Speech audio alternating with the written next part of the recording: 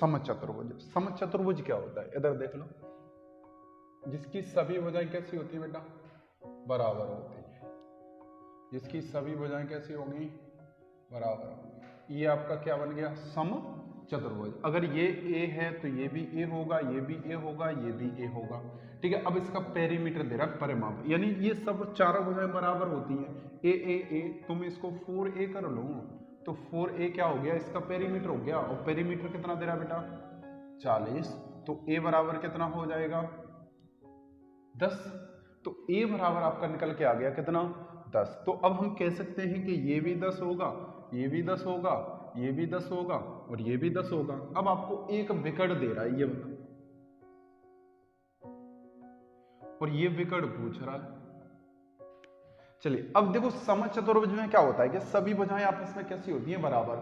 अब देखेंगे कि ये जो डायगोनल होते हैं, दोनों विकर्ण होते हैं, ये समान लंबाई के नहीं होते, इनकी लंबाई कैसी होती है, अलग अलग होती है। लेकिन एक पॉइंट हमें याद करने का है कि ये जिस बिंदु पर काटते हैं ना, उस बिंदु पर इनकी लंबाई कैसी होती है, आधी आधी होती है, यानी समुद्भाजित करते हैं एक दूसरे को।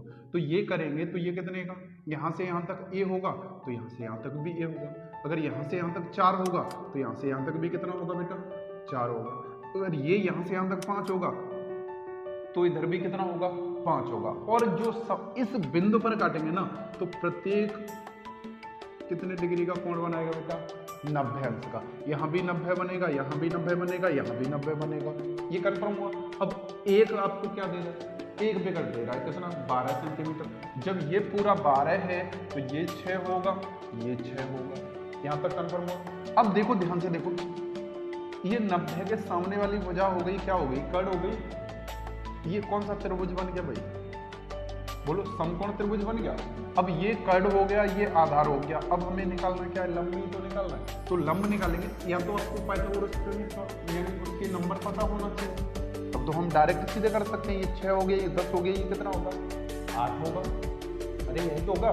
देखो चलो निकालते हैं। देखो 10 का वर्ग माइनस के 6 का वर्ग, ये वाली ऊर्जा निकल जाएगी। इसको मैं डी मान लूँ, चलिए डी बराबर मान लिया मैंने। ठीक है, तो ये किस में होंगे बेटा, अंडर रूट में, क्योंकि हमें पता होना चाहिए कि जो आपका कर्ण का वर्ग बराबर होता है बेटा लंब का वर्ग प्लस आधार का वर्ग, मतलब हाइपोटेन्यूज का वर्ग बराबर होगा आपका, ठीक है, परपेंडिकुलर। ठीक है, और ये बेस कंफर्म हुआ। अब आ जाइए, यहाँ से हम देखते हैं। अब इसका हम वर्ग करेंगे, कितना हो गया, 100 माइनस के 36, तो अंडर रूट में कितना आ गया, 64। 64 किसका वर्ग होता है, 8 का। तो 8 का वर्ग निकला, तो ये जो d बराबर कितना आ गया, 8। अगर ये 8 सेंटीमीटर है यहाँ से यहाँ तक, तो ये भी कितनी होगी बेटा, 8 होगी। तो पूरा ये दूसरा डायगोनल निकल करके आ गया, वो कितना आ गया, 8 और 8 16 सेंटीमीटर।